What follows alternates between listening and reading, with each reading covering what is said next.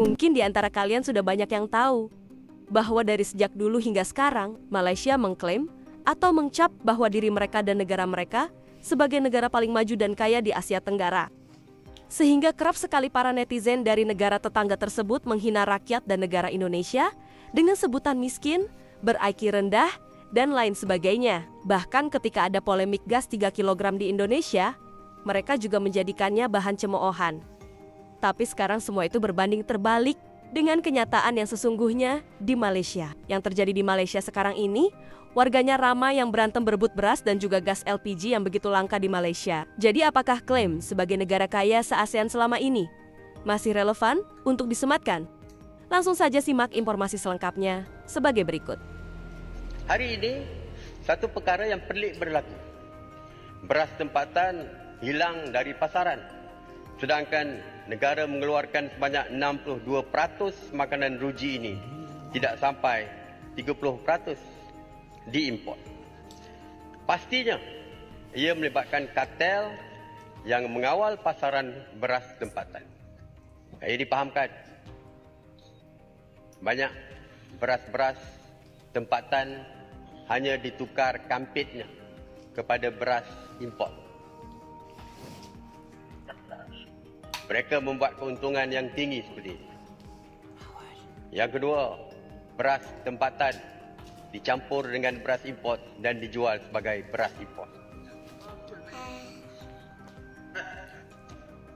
Jadi kartel seperti ini mesti dihapuskan dengan segera. Seperti mana yang dilakukan oleh kerajaan keluarga Malaysia sewaktu mengekang kartel ayam. Masalah kedua ni isu beras tempatan. Saya sudah bangkit selalu, ramai rakan-rakan lain pun telah menyebut. Tadi Menteri tak jelaskan mana pergi beras tempatan yang lebih banyak patut daripada beras import. Sekarang ni di pasaran lebih banyak beras import. Saya bertemu dengan satu orang pengusaha pengedar beras yang agak terbesar di Malaysia. Yang saya terkejut ialah bila beliau menceritakan bahawa Tan Sri yang berlaku ialah dalam industri beras kali ini ialah pencampuran antara beras tempatan dengan beras import. Jadi beras import itu ada, beras tempatan pun dah dicampur tapi ditakrifkan sebagai beras import. Dan beras import bagaimana yang disebutkan tadi diletakkan dengan harga yang jauh lebih tinggi. Beras tempatan mungkin RM26 untuk 10 kilo, beras import ialah RM40 ke RM41 untuk satu kampit 10 kilo. Jadi ini satu amalan bukan saja tidak sihat, amalan penipuan. Menteri tadi menyebutkan bahawa dia tak boleh diselesaikan dengan undang-undang yang sedia ada. Pasal undang-undang itu agak terbatas. Sebenarnya ada banyak undang-undang lain. Saya ingat waktu saya jadi Menteri Perdagangan dan Negeri dulu, BERA pun juga di situ, kita ada Akta Perihal Dagangan. Kalau nak berniaga sesuatu barang, mesti disahkan. Barang tu barang apa? Import. Barang campur. Barang tempatan. Ini tidak berlaku. Dan saya jangka bahawa sejumlah orang yang terlibat dalam industri telah mengaut keuntungan berbilion-bilion ringgit. Jadi saya nak ringkas saja sebelum saya nak tamatkan itu. Saya fikir tidak boleh selesai dengan kenyataan Menteri dalam tempoh setengah jam berkenaan perkara ini. Dan saya nak cadangkan supaya kerajaan menimbang untuk menyediakan satu kertas putih untuk industri padi dan beras negara. Dan ini akanlah mengambil masa sedikit yang komprehensif.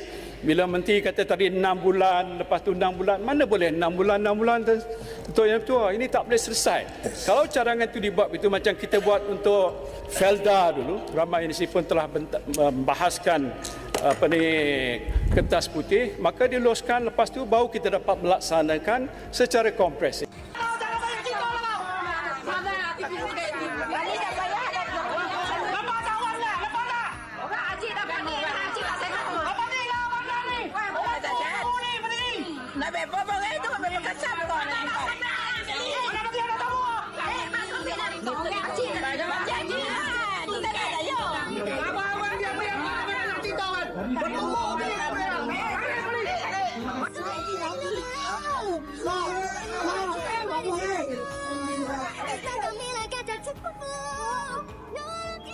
Kekurangan bekalan gas memasak LPG di beberapa lokasi di utara. Aku pergi mudik.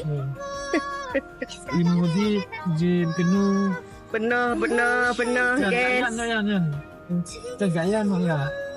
Azizul ya. Penuh gas. Kita ekspor makanan ini bukan berlaku saja di negara kita, bahkan berlaku di negara jiran termasuk Indonesia. Saya masih sedar, iaitu di Indonesia pada satu ketika harga cili padi mencecah kepada $40 satu kilo.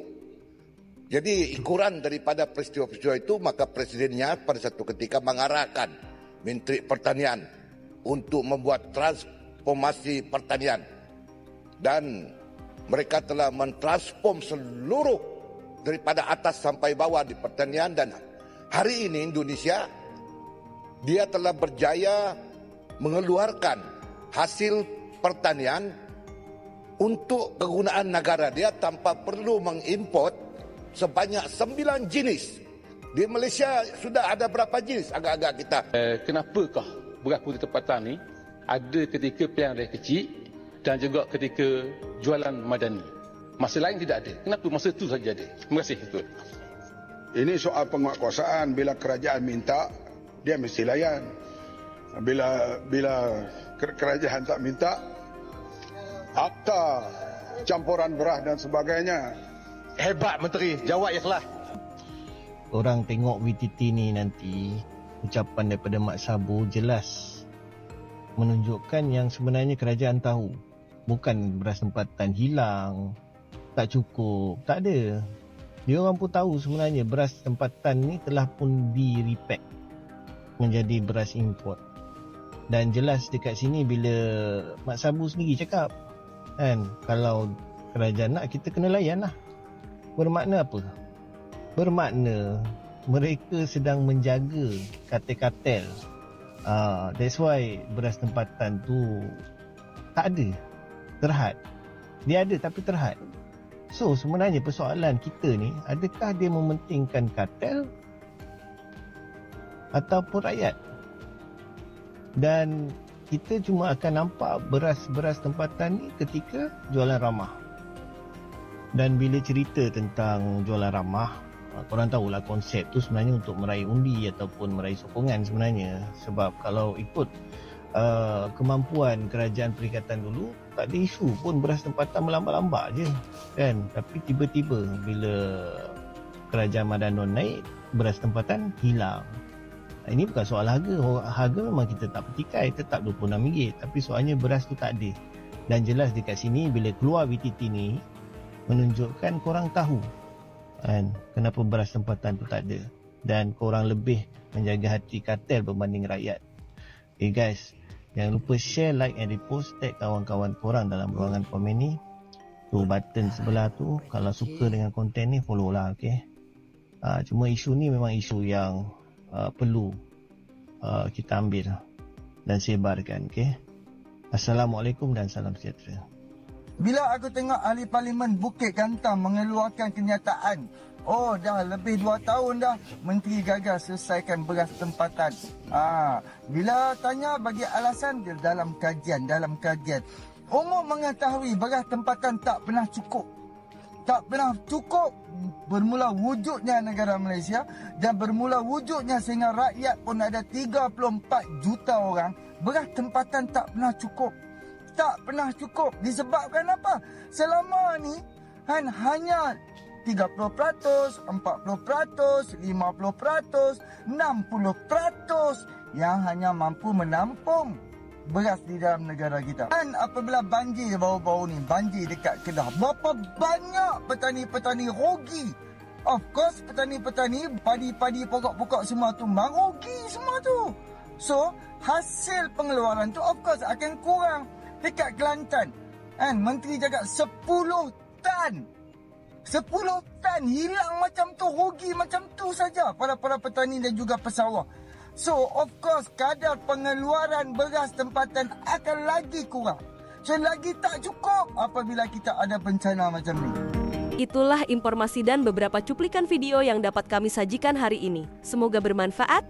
dan menambah wawasan bagi kita semua. Terima kasih.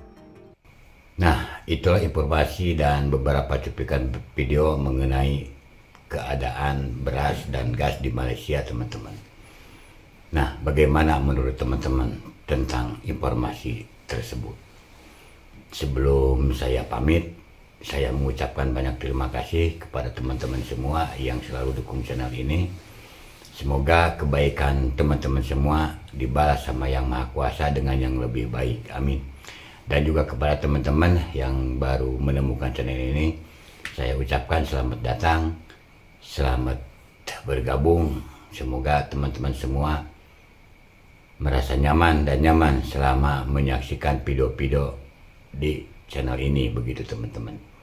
Nah, untuk kali ini saya dicukupkan sampai di sini dulu. Sampai jumpa lagi di video yang akan datang. Wassalamualaikum warahmatullahi wabarakatuh.